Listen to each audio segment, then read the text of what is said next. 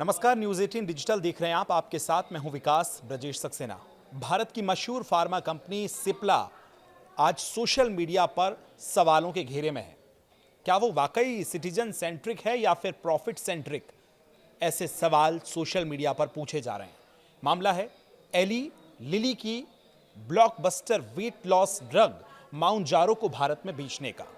दरअसल शिवसेना नेता मिलिंद देवड़ा ने एक्स पर सिप्ला पर निशाना साधते हुए कहा, जो कंपनी खुद को जनता के लिए बताती है वही अब महंगी विदेशी दवा बेचकर मोटा मुनाफा कमाने चली है। आखिर क्या है ये पूरा विवाद? विस्तार से आपको पूरी कहानी समझाते हैं। 23 अक्टूबर 2025 को सिप्ला और एली लिली ने पार्टनरशिप की घोषणा की। इसके तहत सिप्ला को एली लिली की वेट लॉस और डायबिटीज की दवा टिरजेप ए टाइट भारत में यूरपीक नाम से बेचने का एक्सक्लूसिव अधिकार मिला है। दवा वही है जो अमेरिका में माउंजारो के नाम से सुपरहिट हुई थी। एक हफ्ते में एक बार इंजेक्शन, जो ब्लड शुगर कंट्रोल और वजन कम करने में मदद करती है।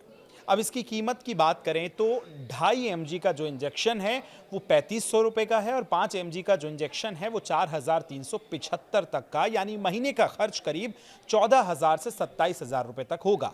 वहीं इसको एली लिली दवा बनाएगी, जिसे सिप्ला इसे प्रमोट और डिस्ट्रीब्यूट करेगी। अब ये सब हो गया तो विवाद क्या है वो आप जान लीजिए। सिप्ला खुद को हमेशा citizen centric before profit centric company बताती है, यानी मुनाफे से पहले मरीज। 1980 के दशक में HIV दवाओं को सस्ता बनाकर सिप्ला ने नाम कमाया था। कोविड में भी सस्ती दवाओं की बात की थी, लेकिन अब वही सिप्ला एक विदेशी MNC की महंगी पेटेंट दवा को बेच रही है, जो आम भारतीय की पहुंच से बहुत बाहर है। देवड़ा ने कहा कि सिप्ला दूसरों को नैतिकता सिखाती है पर खुद मुनाफे की दौड़ में पहुंच गई है।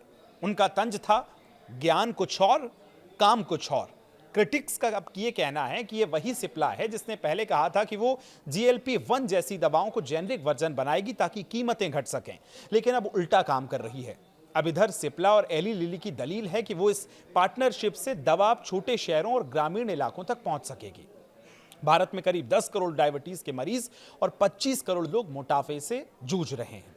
ऐसे में यह दवा जरूरी है, लेकिन विरोधी पक्ष का कहना है कि 15 से 25 हजार की महीने की खर्च वाली दवाई तो मिडिल क्लास उठा ही नहीं सकता है जब तक जेनरिक दवा नहीं आती।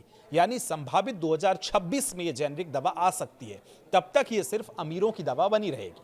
डील के बाद सिप्ला के शेयरों में हल्की गिरावट आई, लेकिन एनालिस्ट का मानना है कि लंबी रेस का ये घोड़ा है, क्योंकि GLP-1 दवाओं का मार्केट में तेजी से प्रचलन बढ़ रहा है। सरकार आगे जाकर ऐसी दवाओं पर प्राइस कंट्रोल ला सकती है।